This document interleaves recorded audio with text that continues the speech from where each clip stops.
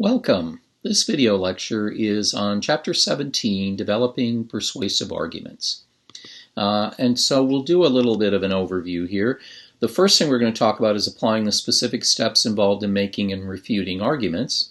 Second, constructing the 5 types of arguments. And then last, we'll talk about how we develop speeches using the 3 types of propositions. So the first thing we want to understand is all persuasion begins with an argument. Persuasion is a collection of arguments that you're making in order to persuade the audience. So we're going to look at how we construct arguments. And the steps of making an argument is first we are going to make a claim. The claim is kind of the heart of the argument. It's the thing you want your audience to believe, accept. Then we need to offer evidence in order to support that claim. And finally, we need to show how that evidence proves the claim. Our claim is only valid if we have enough evidence, acceptable evidence, relevant evidence that connects clearly to that claim. So we're going to start looking at the model of communication that helps us understand this. One of the first things that we'll talk about is the fact that for a long time, the idea of how an argument could be constructed was really nebulous. A lot of scholars tried to come up with ideas, and nobody was really successful. And then in the late 1950s, 1958, for example, to be specific, a man by the name of Stephen Toulmin created a book called The Art of Argument, in which he kind of rethought argumentation and created this model of argumentation. It had about 7 or 8 different parts to it. But we're going to focus on the 3 major parts because that sort of model of argumentation has kind of revolutionized the way we look at arguments. And it's the model we still use today. And the reason I bring him up is because as we start looking at this idea of arguments, we're going to look at what we call the Toulmin model. So I'm going to refer to this as the Toulmin model of argument. And what we're going to look at is the fact that what Toulmin says is there are 3 main parts to an argument. The first part is, of course, the claim. The claim is the heart of your argument, and there are 2 characteristics of a claim. The first is the claim is what you hope the listener will accept as true. You want them, at the end of your argument, based on all the other stuff that's involved here, to accept that claim as true. However, a claim is something that your audience is yet to accept as true. If they already accept your claim as true, then it's not a claim, it's a fact, and it doesn't need argumentation. And that's important to understand. There are things that are claims that we accept at face value without any evidence. If I say the sun is hot, that's a fact. I don't have to provide you any more evidence of that. But if I were to make the claim that the sun is, 20 billion degrees hot, and I know my audience is not a group of licensed meteorologists, then they're going to require me to provide them with some evidence. We never want to confuse claims for facts. This is why in our speeches we are always citing sources, unless you are absolutely sure that your audience accepts what you're going to say as a fact. So whenever we're dealing in persuasion, if you have any doubt that your audience already accepts this thing that you're giving as true, then treat it as a claim. And claims require evidence, and that's the next part. So that's what we've got. We've got this link here, and then we've got evidence. Evidence is the substance that will support the claim. It's the reason that we want our audience to believe the claim. And evidence consists of anything that we can use to support the claim. And this takes us back to what Aristotle said. Aristotle said good persuasion combines 3 persuasive proofs: ethos, logos, pathos. So we would automatically assume, yes, we need logos. Logos is facts and statistics, examples and testimony and stories. But can we also use pathos as part of our evidence? Absolutely. Think about the recent case of George Floyd, the black man in Minnesota, who died because a police officer put his knee on his neck.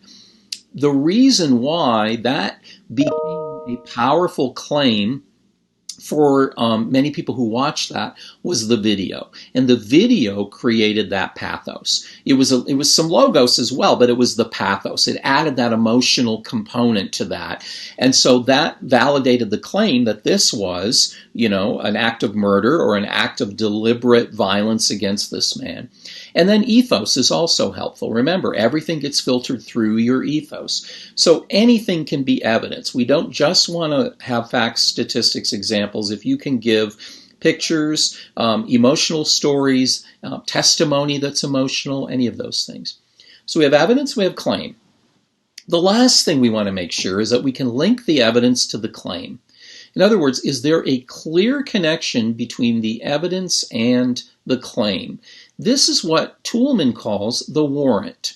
The warrant is the glue that links the evidence to the claim. It's the reason. It's the because. This evidence supports the claim because of the warrant. And there are two types of warrants we're going to talk about. The first type of warrant is what we call an implicit warrant. Implicit warrants are those warrants that your audience can already fill in on their own. The logic is so apparent that we don't even have to mention it because the audience can fill it in on their own. If I say to you, oh, you're going to fail that exam, you didn't study last night, the implicit warrant is that it takes, you need to study to pass an exam. I don't have to explain that to that person. They'll automatically fill it in. On the other hand, an explicit warrant is a warrant in which you need it to make the evidence and the claim link together. The warrant doesn't necessarily make sense to an audience. It's not clear that the evidence supports the claim. And so you have to add some additional evidence here to bring that evidence and claim together. And I'm going to give you a couple of examples here. So let's first start out with what we call an implicit warrant. If I were to make the claim, the price of a gallon of gas is likely to increase next week, we know that's a claim because it hasn't happened yet, so it can't already be accepted as true. In order to get you to accept that claim, I'm going to present you with some evidence. I'm going to say, well, according to CNN, a barrel of oil increased by $10 this morning. So that evidence now, there's some logos there, and I've supported that with a source, which gives my ethos a little bit more credibility. And at the end of this, I can say, okay, a barrel of oil increased by $10 this morning. Clearly, the price of gas is going to go up. The warrant is something I'm assuming the audience can fill in. If you're looking at this claim, you might be thinking, well, yeah, duh. And the reason for that is that gas is made from oil. So most people can make that connection. They can say, look, a barrel of oil and the price of a gallon of gas, they connect because gas makes oil. If I were to say to you that the cost of your underwear is going to go up next year, the reason I know this is because this morning a bale of cotton went up. I don't have to fill in the warrant. Your audience can do that on their own. There are a lot of arguments for which the warrant can be left unexpressed and left implicit. But there are other arguments where when you give the evidence and the claim, it's difficult for an audience to make that connection. That's what we call an explicit warrant. So for example, let's say I made this claim. We need to mandate school uniforms in our public schools. We don't have school uniforms in our public schools. So this is not something your audience accepts as a fact yet. I want to encourage them. I want to convince them to agree with this.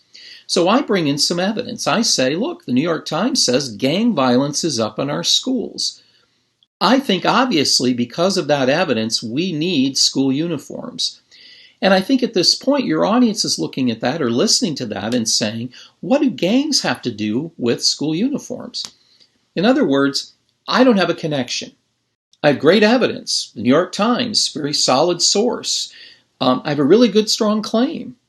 But I don't have a connection between the two. In this case, I've got to provide some additional evidence that supports that claim, that makes that evidence and claim come together. And that's what we call that explicit warrant. And in this case, I'm going to say, gangs recruit using clothing and colors.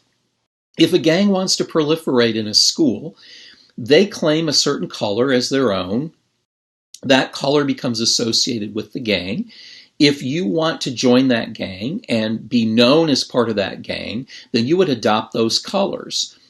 The reason school uniforms will reduce gang violence in our schools is because if we make everybody wear the same thing, gangs no longer have that ability to identify themselves with color. Therefore, school uniforms now can reduce gang violence. But my audience is going to have a difficult time making that connection unless I give that warrant. So this is why I think this Toulmin model is so important to understand.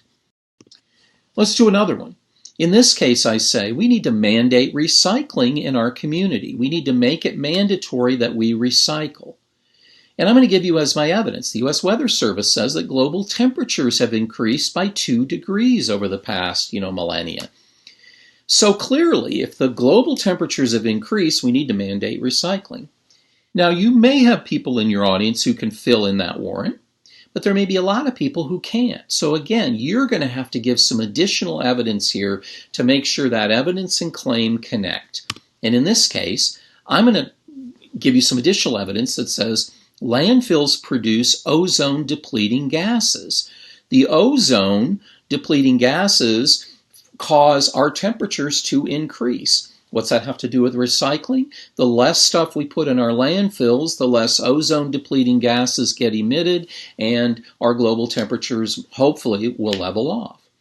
This is what we mean when we say we make good arguments that have all three of those components. If you've left that warrant unexpressed, you need to hope the audience can fill it in. When I'm grading outlines, a lot of times I will say something like, this needs a warrant. You've got good evidence here, good claim, but I don't think your audience can make that connection. One thing I also like to talk about is the difference between making an argument and arguing.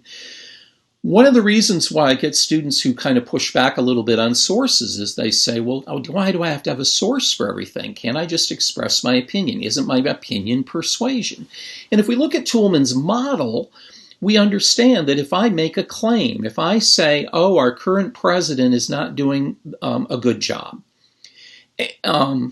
and I have no evidence, what I'm basically saying is, my opinion is enough evidence to make that claim.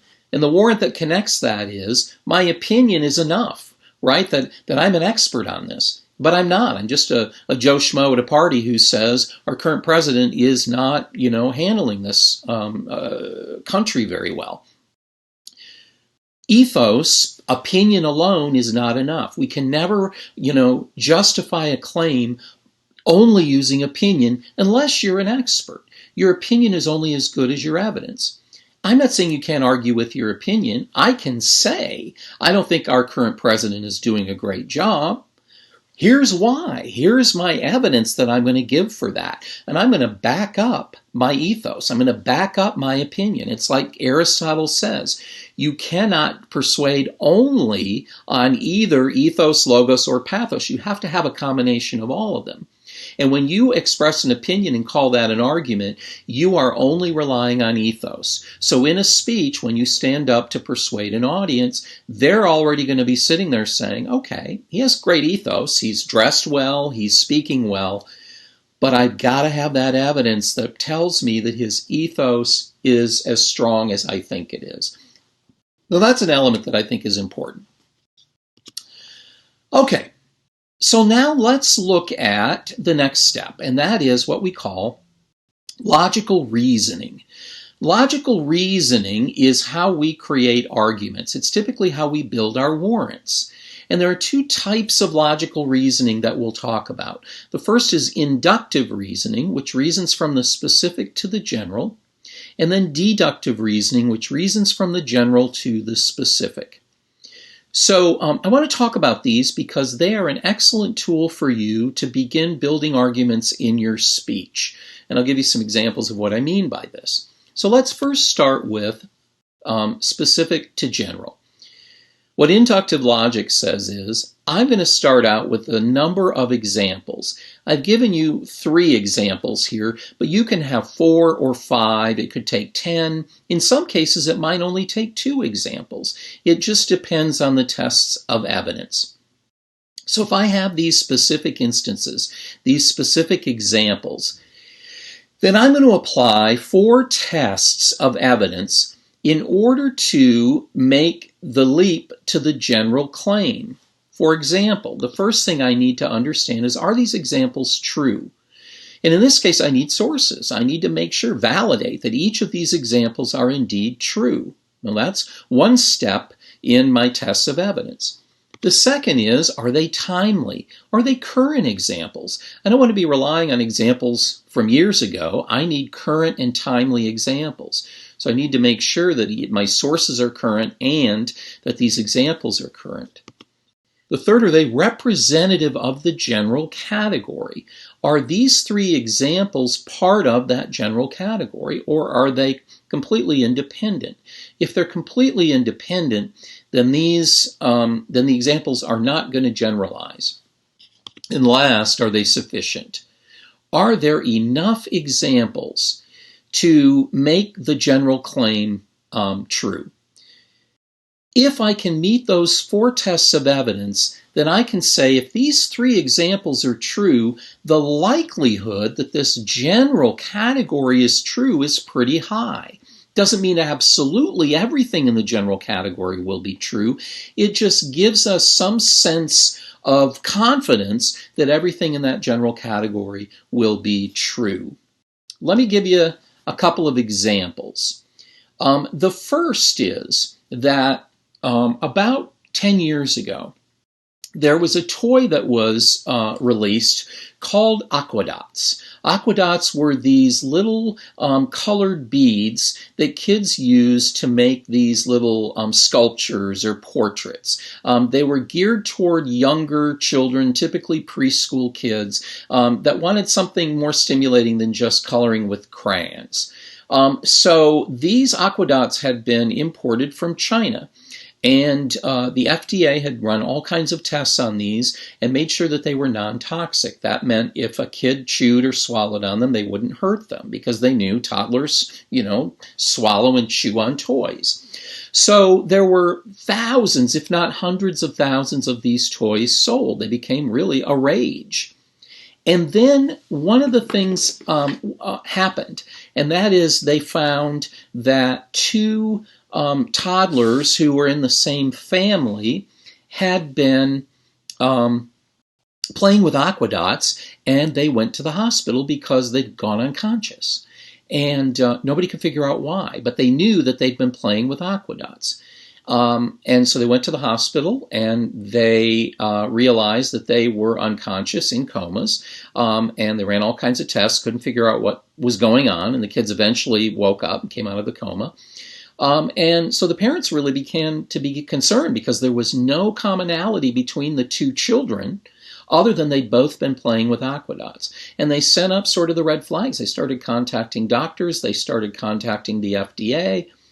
And in the meantime, another child in another part of the country, also playing with Aquadots, went unconscious. So here's the deal. All of a sudden, the FDA started getting very nervous about this. And they said, we need to pull these off the market. And this is a great example of inductive logic. Let's go back to our inductive model. We've got three examples. We have two toddlers in the same family who were playing with Aquadots and went unconscious. And then we had a third child who was playing with Aquadots who went unconscious. We know these are true because they went to the hospital, the doctors checked them out, and we know they went unconscious. They're very recent. This happened recently, as soon as Aquadots kind of came on the market, and they're representative. The commonality between these three are that they were all three playing with Aquadots. The sufficiency level, however, remember, there were hundreds of thousands of these, Aquadots out there for sale, yet we only have 3 instances of kids who'd gone unconscious. Is this enough for the FDA to say we could have a problem? And the answer for the FDA was yes. If 3 toddlers are playing with Aquadots and they go unconscious, we're not going to wait for the 4th toddler. We're going to pull these off the market and figure out if there is indeed something going on with Aquadots. Remember, they didn't know. Well, lo and behold, Aquadots, as they discovered, The chemical that the Chinese manufacturers had been using when the FDA tested them, they inadvertently, or without the FDA knowing it, changed that chemical because it was cheaper, or it felt like it was a better product for them to use. Never told anyone. So all of these aquedots that were being sold were actually containing a chemical that mimicked the date rape drug. These toddlers who were chewing on the aquedots were actually taking the date rape drug, which put them in comas. The FDA immediately recalled all of them, and aquedots have never been sold since. And the reason for this is because of those three examples. That's textbook inductive logic. What that inductive logic says is, if I can give you three examples that are, completely representative of a broader issue or broader problem, then I have an issue here. This is really effective for you if you're looking for your persuasive speeches and you want to prove that there's a problem with the status quo, and you can find three or four good examples and you can generalize by saying, look, if we have three examples, there could be multiple other examples out there. Let's not wait for those other examples to pop up. Okay. So the next type of logic we want to look at, or reasoning, is what we call deductive reasoning. This is general to specific. What this says is, if I have a general category that is true, then any subset of that category must also be true. So if I have a general category of, let's say, all doctors have medical degrees, or all medical doctors have a medical degree.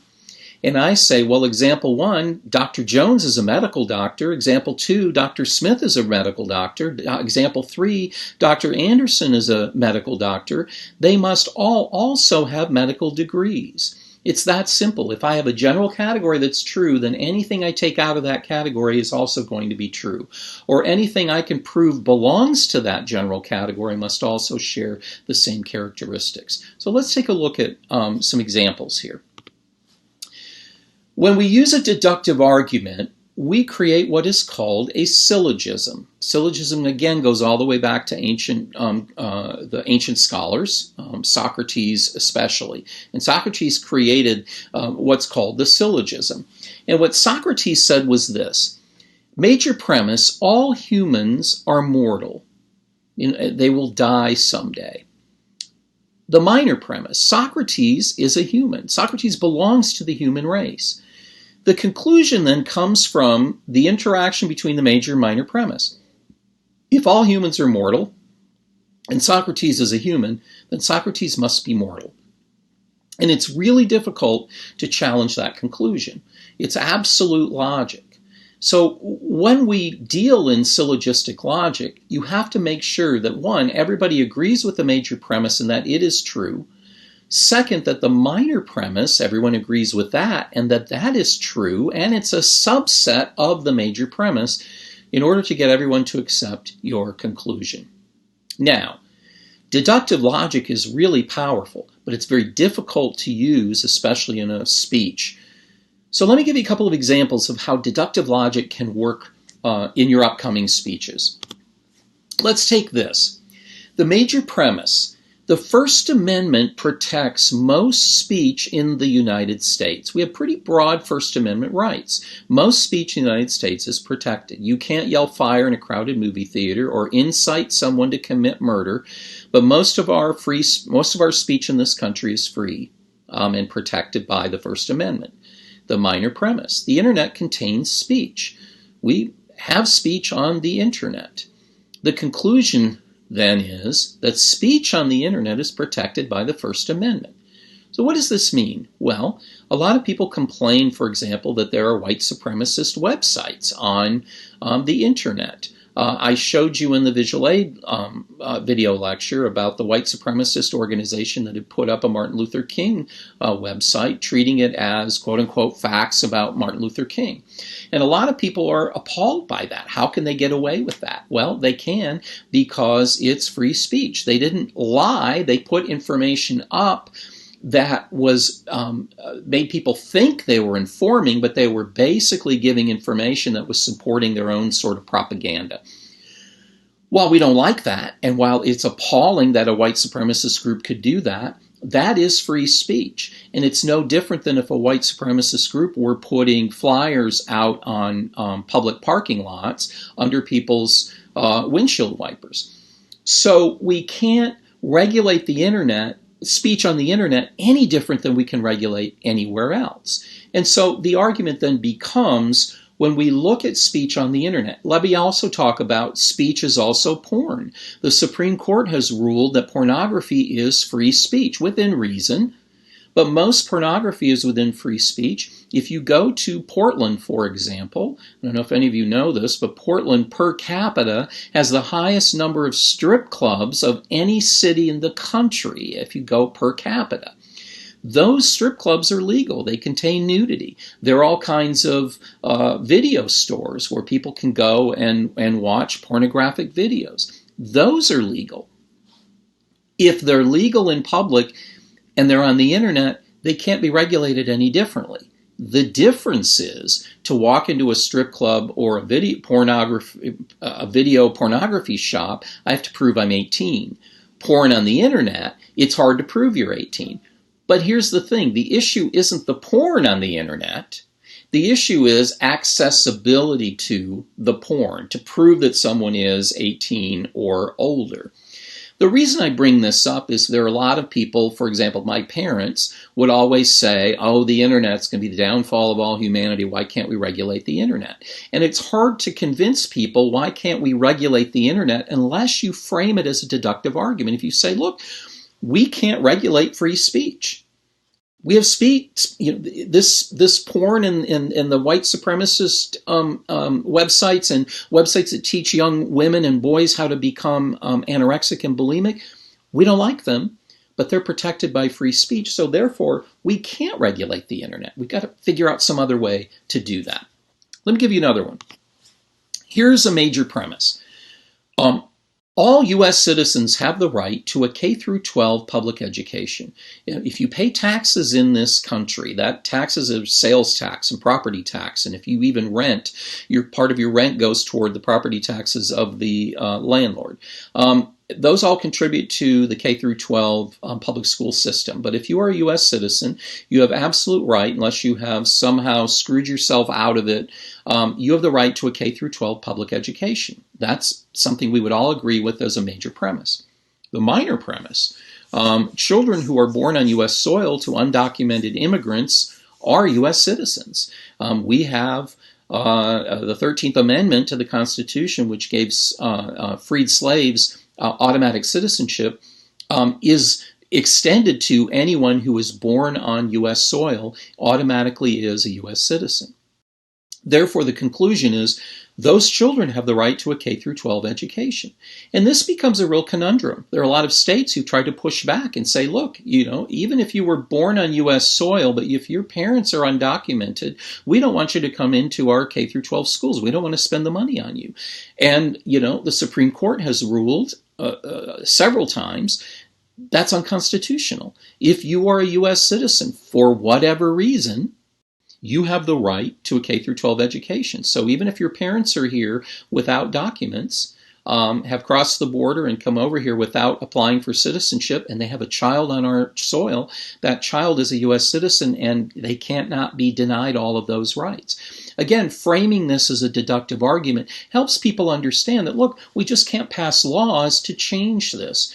If we want to prevent the influx of children who were born on U.S. soil to undocumented immigrants from going to school, then we have to prevent the undocumented immigrant from coming into the United States in the first place. But that's a completely different argument than let's prevent those children from coming into our schools.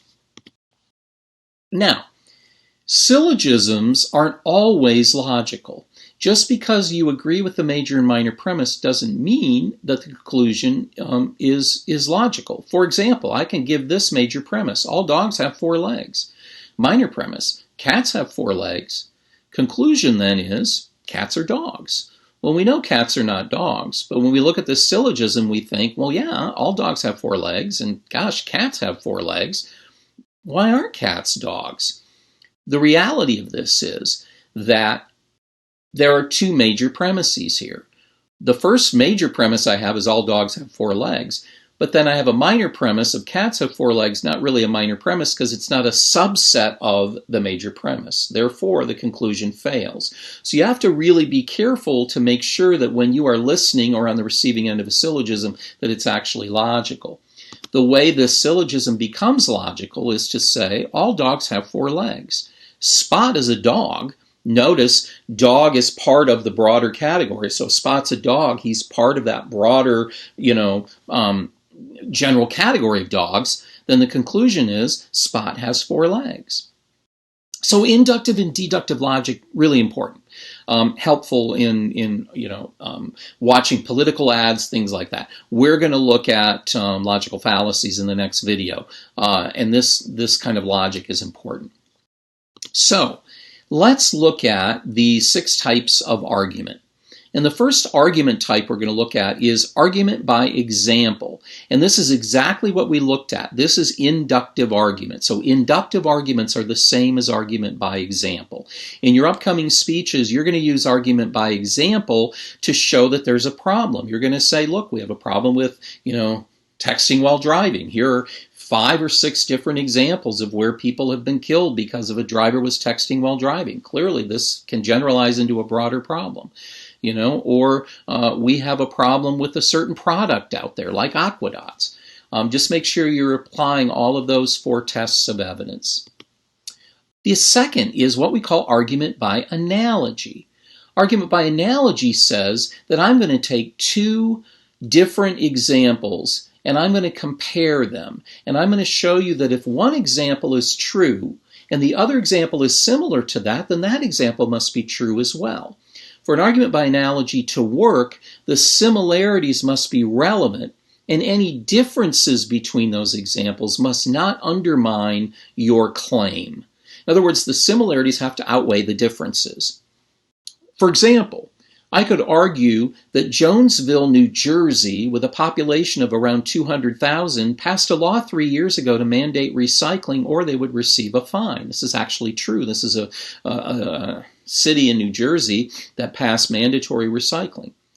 Vancouver, Washington would probably succeed if they passed a similar law. Why? Well, we're around 200,000 and we have recycling, and if they can do it in Jonesville, we can probably do it here. Now, might there be some minor differences between our cities? Sure, we are in 2 different parts of the country. We might have a different age population, right? So younger people are going to be more prone to recycling than older people might. But for the most part, I can prove to you that recycling will work in Vancouver, mandating recycling will work in Vancouver, simply because I can give you another example that's very similar. In your upcoming speeches in that policy step, this is what I ask you to do. Show me how your policy is going to work, why it's going to be successful by finding that example of where it's worked somewhere else. Another is what we call argument by cause. And there are 2 types of argument by cause. There's either effect to cause, which moves backward in time. It starts with the effect and proves that these must have been the causes for that effect, or cause to effect. I'm going to start out with several causes and predict that the effect will likely happen as a result of that. This reasoning is sound if you can show that there is a relationship between the effect to cause or the cause to effect, if the cause is able to produce the effect, and if the cause is substantive and essential to the effect. So let me give you a couple of examples. An effect to cause. 3 people enter the emergency room over the course of one day and are diagnosed with COVID-19. So we have the effect. They have COVID-19. A comparison of their records determines they all work at the same McDonald's restaurant. Therefore, the restaurant must be the source. In other words, I'm working backwards. I have the effect, COVID-19, 3 individual people that I have no idea whether they're connected or not, but once I figure out that they're connected to that same McDonald's, I now know McDonald's is the cause. So I'm working back in time. Flip side of that, cause to effect. Billy didn't study for his upcoming math exam and he didn't sleep well the evening before, so he earned a 65% for his score. I have the causes. Billy didn't study, Billy didn't sleep very well, That led to the effect, which was he got a D on his exam. So these are two examples of, again, argument by cause. Argument by deduction. We just went through this. So deductive arguments. It's the reverse of argument by example. You start with the general and work your way back to the specific examples. And we follow, again, that syllogism. So fifth, well, it's a valid deduction only if if the premises are related, if the major premise is true and the minor premise is true. Argument by authority. This is our last type of argument strategy. Argument by authority relies on the credibility of the source. The source must be an expert, and the source must be unbiased. In other words, you can engage in argument by authority and say, the reason my claim is true is because this expert says it's true. My audience has to accept that that person is an expert, and they have to accept that that expertise is relevant to the claim that you're making. So, for example, Dr. John Smith, head of meteorology for the U.S. Weather Service, says that this will be an unusually active hurricane season. So the claim here is we're going to have an active hurricane season. The evidence becomes Dr. John Smith, and he has authority. And so what I'm basically doing is say, believe my claim because I've given you an authority as my evidence. And I really don't need any more evidence than this because this is a pretty strong piece of evidence, authority. So I can reason from the evidence to the claim by just relying on that person's authority. Make sure you establish the authority, however. So the last thing we want to talk about is the fact that underlying all of our persuasive messages is what we call a proposition. All persuasive messages have at their heart a type of proposition, and there are three types of propositions: propositions of fact, propositions of value, and propositions of policy. And it's important to understand the difference. As you are picking topics and writing your speeches, understand that some of you will pick topics that appear to be propositions of value, whereas our speeches need to be propositions of policy. So let's take a look at these. The first is a proposition of fact. Propositions of fact focus on a belief. Your goal is to ask the audience to affirm the truth or falsity of a statement. In other words, the goal of a proposition of fact is at the end of your speech or argument is for your audience to accept that something is indeed true or reject that something is false. So two examples. I could make the argument that military action decreases terrorism. I want you to accept that that is true. Or capital punishment is not a deterrent. And I want you to accept that that is true. Or I could give a claim, global warming is not caused by human intervention. And that would be an argument where I'd want you to reject the overall assumption as false, that no, global warming is not caused by humans. Propositions of fact don't really ask your audience to do anything except that something is true or reject it as false. That makes that different than the two other policies, or two other propositions. Propositions of value require a judgment on the worth of an idea or an action. You're asking the audience to determine the goodness or badness of something. Propositions of value can also ask the audience to compare two items and determine which is better. So, for example, one proposition of value might be increasing the minimum wage is our nation's ethical responsibility. Notice in this proposition, I'm not asking my audience to take action on increasing the minimum wage. I'm just getting them to agree that it's ethical, that it's something we should like to do. Keeping our airlines secure is more important than protecting our consumers' privacy. Here I'm privileging one value over the other. I get a lot of students in their persuasive speeches who want to persuade us that we should take more time out for ourselves. Okay, that's a proposition of value, not policy. You're asking your audience to accept a new sort of value, or that they should, that voting is a good thing to do as a citizen. Again, you're not producing a policy here. You're just hopefully getting them to accept that respect that something is good or bad. We're doing propositions of policy. So our persuasive speeches are just that. You're going to advocate a course of action. You want to ask the audience to endorse a policy or commit themselves to some action. This becomes that sort of speech to actuate. Here's my policy. Here's what you can do to help get this policy implemented. And here are a couple of examples. Retail stores should ban the open carrying of weapons by its customers. That's a policy. It would require an action on the part of retail stores to pass a policy to ban open carrying of weapons. And additionally, your speaker would say, if you want retail stores to do this, then write them. Take some action to get this done. Condoms should be made available to all Clark County public high school students. Again, this requires some kind of a policy, and action would have to be taken on the part of Clark County public schools to require that condoms were available on demand for all students. And then I would say, if you want this to happen, write this organization, send this letter, do these things. So